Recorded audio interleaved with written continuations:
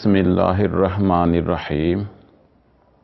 جب اللہ تعالیٰ نے کائنات کو تخلیق کرنے کا ارادہ فرمایا تو ایک لفظ کہا، کن، ہو جا۔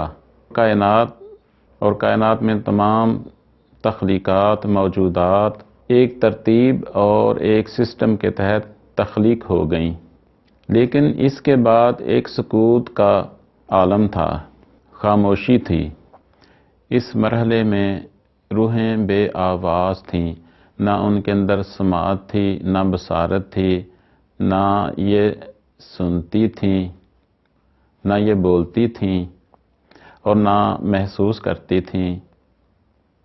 اللہ تعالیٰ نے ان روحوں کے اندر جب حواس پیدا کرنا چاہے، اللہ تعالیٰ نے چاہا کہ جن روحوں کو میں نے وجود بخشا ہے، ان روحوں کا مجھ سے جو تعلق ہے وہ ان کو معلوم ہو۔ اللہ تعالیٰ نے ان روحوں سے فرمایا، الستو بربکم، کیا میں نہیں ہوں تمہارا رب؟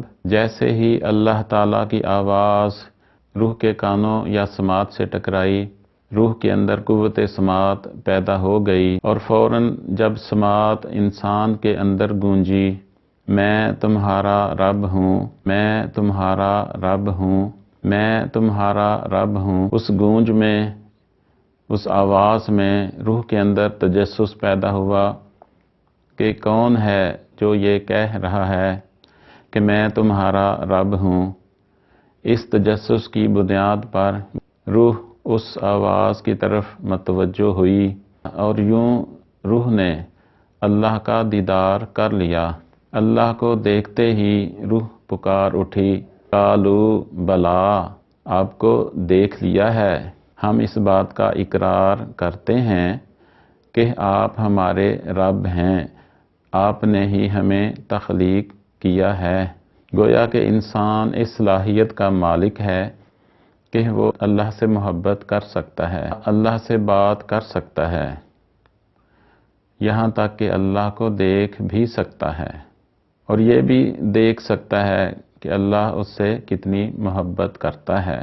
انبیاء علیہ السلام کے ذریعے جتنے بھی علوم نوع انسانی تک پہنچے، ان میں ایک ہی علم پہ زور دیا جاتا رہا ہے کہ مخلوق کا خالق کے ساتھ براہ راست ایک رشتہ ہے، اور وہ رشتہ ایسا ہے کہ اس کو مخلوق پہلے سے دیکھ بھی چکی ہے، آواز بھی سن چکی ہے۔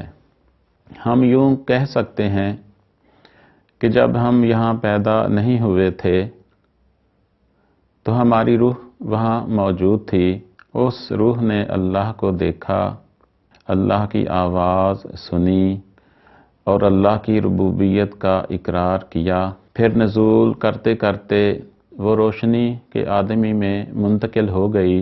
اس روشنی میں کثافت ہے، مادیت ہے، تعفن ہے، سڑاند ہے۔ اس تعفن اور سڑاند کی بنیاد پر خالق اور مخلوق کے درمیان ایک پردہ حائل ہو گیا۔ اگر کوئی انسان اس تعفن اور اس سڑاند کے پردے کو اپنے بیچ سے کھینچ دے تو اس کی وہی پوزیشن ہوگی جو عالم امر میں تھی۔ روحانیت کے جتنے بھی لوگ ہیں، ان سب کا ایک ہی منشا ہے کہ مخلوق خالق کو پہچان لے۔ اللہ تعالیٰ فرماتے ہیں، حدیث قدسی ہے، میں ایک چھپا ہوا خزانہ تھا، میں نے چاہا کہ میں پہچانا جاؤں، اس لیے مخلوق کو پیدا کیا۔ گویا اللہ تعالیٰ فرما رہے ہیں کہ میں نے محبت کے ساتھ مخلوق کو اس لیے پیدا کیا کہ وہ مجھے پہچانے، میرا اور مخلوق کا تعلق قائم ہو جائے۔ اگر انسان نے اپنا یہ وصف پورا کر دیا کہ اس نے اللہ کو چاہنے اور سوچنے کے ذریعے اللہ کو پہچان لیا، تو انسان کی تخلیق کا مقصد پورا ہو گیا۔ اور اگر اس نے اللہ کو نہیں پہچانے بغیر ہی اس دنیا سے رخصت ہو گیا، تو جو حالت بے سکونی کی، بیماریوں کی، پریشانیوں کی موجود ہے، اس دنیا میں بھی مرنے کے بعد اس پہ مسلط رہیں گی۔ روحانیت کا مقصد اتنا ہے کہ انسان اپنے اللہ کو جانتا ہو، جس طرح ایک بیٹا اپنی ماں کو جانتا ہے، اپنے باپ کو جانتا ہے۔ اگر ہم اللہ کی قربت چاہتے ہیں تو ہم پہ لازم ہے کہ ہم اس روح کو تلاش کریں جس روح نے اللہ کو دیکھا ہے۔ جی ہاں، آپ ہمارے رب ہیں۔